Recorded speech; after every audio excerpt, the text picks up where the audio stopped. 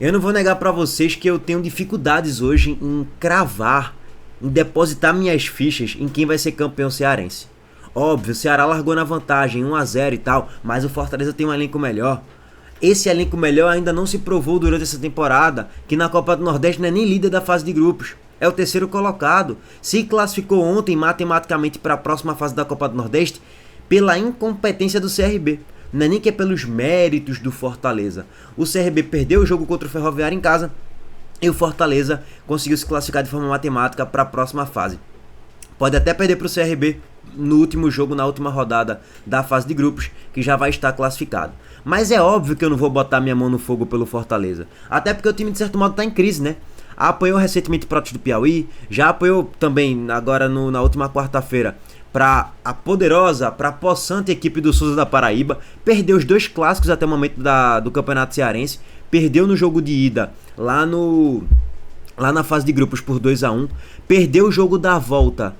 Quando eu falo jogo da volta no primeiro jogo da final do Campeonato Cearense, por 1-0. E assim, a torcida do Fortaleza tá cobrando. A cada 10 dias tem um protesto de faixas. Essa SAF é um lixo, é SAF feita para Marcelo Paz, criticando Marcelo Paz, a diretoria, Alex Santiago, criticando os jogadores. E ontem, mais uma vez, né? Protesto aí da quinta para sexta-feira, com faixas ali sendo estendidas no psique, nessa faixa com material de, meu Deus, de péssima qualidade, velho.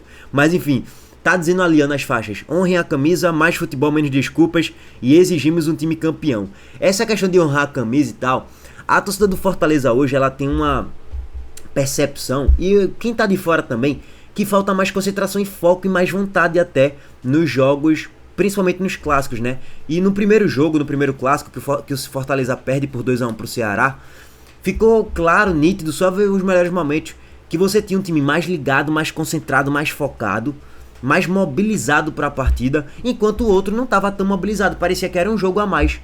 E o segundo gol do Ceará, o gol de Pedro Henrique, Lucas Mugni rouba uma bola no campo de ataque, na grande área, em cima de Paul Fernandes, mostrando um time que está desligado, desconcentrado, lento, moroso, e outro que está ligado no 220, com aquilo ali apontado pro Shell.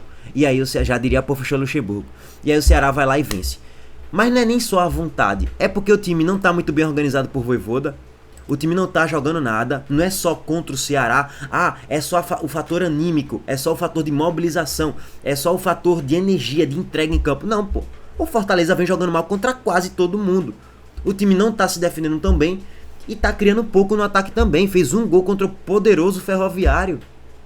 Então o time na maior parte do tempo tá jogando mal mesmo, e os valores individuais não estão jogando muito bem. Lucero não tá muito bem, Paul Fernandes não tá muito bem, Maurinho falta entregar mais. Então assim, o Fortaleza não tá no bom momento, e é óbvio que o Ceará é favorito para ser campeão do Campeonato Cearense. Isso dá pra gente afirmar. Favoritismo? Tem, é pro lado do Ceará. Por quê? Porque venceu o primeiro jogo por 1-0. Se o primeiro jogo fosse 0-0, não teria favorito, óbvio, né? Porque assim, Clássico Rei é muito detalhe ali, ó. É muito raro você ter um Clássico Rei sendo decidido por uma goleada, 3-0, 4-0. Tá aqui em tela pra vocês os últimos clássicos com 2 gols ou mais de diferença, ó. Se quiser vencer no tempo normal, o Fortaleza vai ter que fazer algo bem raro no Clássico Rei. Nos últimos 30 jogos entre os rivais, apenas 7 resultados foram por 2 gols ou mais de diferença. Inclusive com o Vovô em vantagem. Sempre, né? O Ceará sempre leva vantagem contra o Fortaleza, velho. O Ceará pode estar na Série B, D, F, G, H. No recorde dos últimos 3, 4, 5 anos, o Ceará ganha na maior parte do tempo do Fortaleza. A última vez que o Fortaleza ganhou do Ceará foi em 2023, pô. Tem mais de 2 anos que o Fortaleza não ganha do Ceará, pô. E o Ceará tá muito mal há 2 anos. Tá ligado, pô? Quando fala muito mal em comparação à qualidade de grupo do Fortaleza, em comparação ao poder de investimento do Fortaleza, em comparação às divisões, né, e ao momento das duas equipes. Um jogou Libertadores, chegou em final do Sul-Americano, o outro tá jogando Série B, subiu agora pra Série A, assim como o Sport e tal, Mirassol e por aí vai. Então assim, mesmo o Fortaleza vivendo momentos melhores, muito melhores, não é nem pouco, o Ceará leva vantagem. Em 23 o Ceará vence por 2-0, em 22 o Fortaleza vence por 2-0. Aí aqui, ó, Vina com a coroa vence por 4-0, né? O Ceará vence por 4-0 do Fortaleza em 21. Em 21 o próprio Ceará vence por 3-1. Em 21 aí teve um 3-0 do Fortaleza. Aí lá em 2021 também, Matheus, isso aqui na foto, o Fortaleza vence por 2-0. E em 2020 o Ceará vence por 2-0. Então assim, até nesse retrospecto ali recente dos últimos 30 jogos, o Fortaleza não tem vantagem contra o Ceará. O Fortaleza ele ganhou em 2022, ganhou em 21, duas vezes, né? São 3 vitórias do Fortaleza. Já o Ceará tem 4 vitórias. Em uma por 4-0 inclusive, né? Então o Fortaleza vai ter que fazer algo raro, não só que fez nos clássicos rei nos últimos 30 jogos, mas na temporada. O Fortaleza venceu por 2 gols de diferença do Sport. Tirando isso, o que é que o Fortaleza construiu de placares elásticos? Heitor, vamos falar do Cariri. Não, gente, pelo amor de Deus, né? Cariri, gente. Eu falei, é o híbrido do Campeonato Cearense, gente. Não foi mais do que a obrigação. Porque nos jogos mais difíceis, o Fortaleza nem tá ganhando, nem empatando tá direito, quanto mais ganhando. Então, o Fortaleza vai ter que fazer o que praticamente não fez nessa temporada, tá? Enfim, por falar em mobilização, a gente percebe, pelo menos pelas declarações de Marinho, que o time, eu acredito que vai entrar mais ligado. Mas primeiro, vamos trazer aqui a provável escalação do Ceará e do Fortaleza. Eu vou tentar acompanhar esse jogo no ao vivo hoje. Vou assistir o jogo do Sport e do Ceará ao mesmo tempo. Até porque o Sport vai pegar o Retrô, né? É um jogo importante, tem sua importância, mas o Ceará e Fortaleza é um clássico até como entretenimento melhor para se assistir, né? Mas óbvio, vou assistir do Sport em primeira tela e o do Ceará e Fortaleza em segunda tela, tá?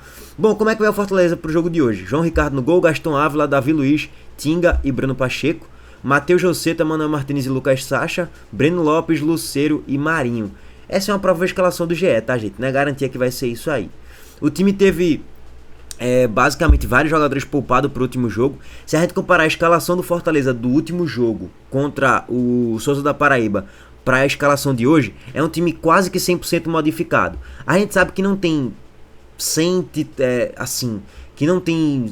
11 titulares no Fortaleza, assim, são esses 11 e é imutável. Não, o Vojvoda mexe muito na equipe durante a temporada, mas você tem um esqueleto. O esqueleto do time titular é esse aí, com Gaston Ávila, Davi Luiz na zaga, João Ricardo no gol.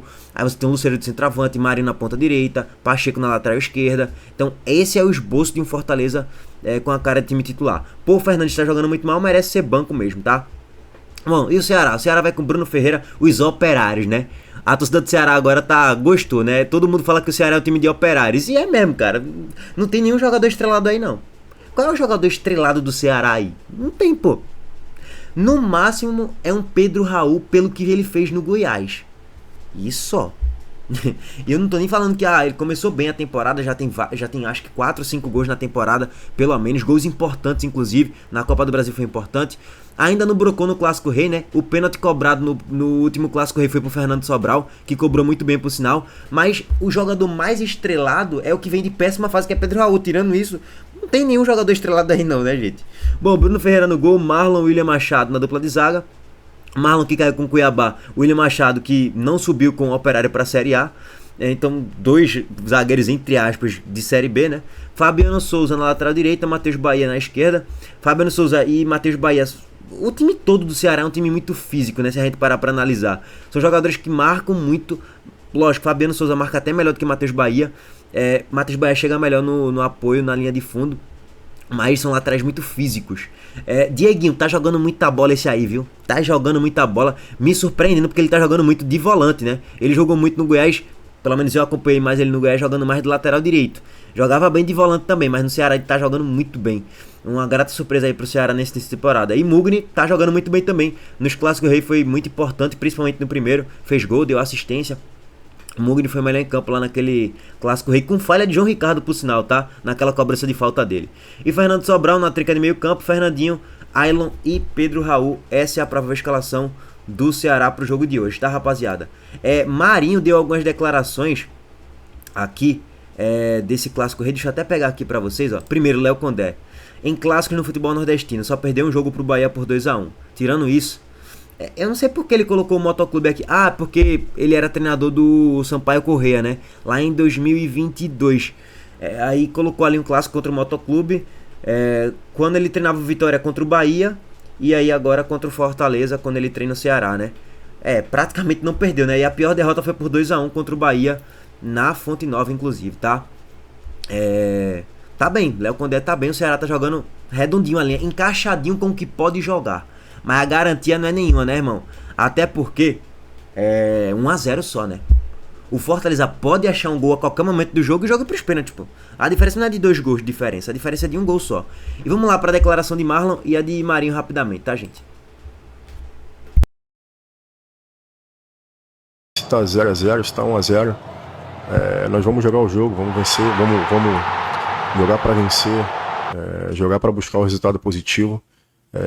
Isso pra gente não importa muito. Tentar entrar ao máximo competitivo, concentrado, para que a gente possa sair campeão.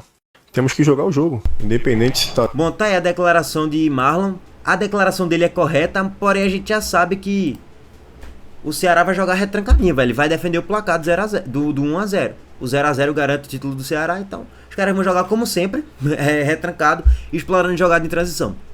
E o Fortaleza tá tendo dificuldade em jogar com a posse de bola há um tempo já que eu falei isso aqui no canal, tá? O discurso é esse.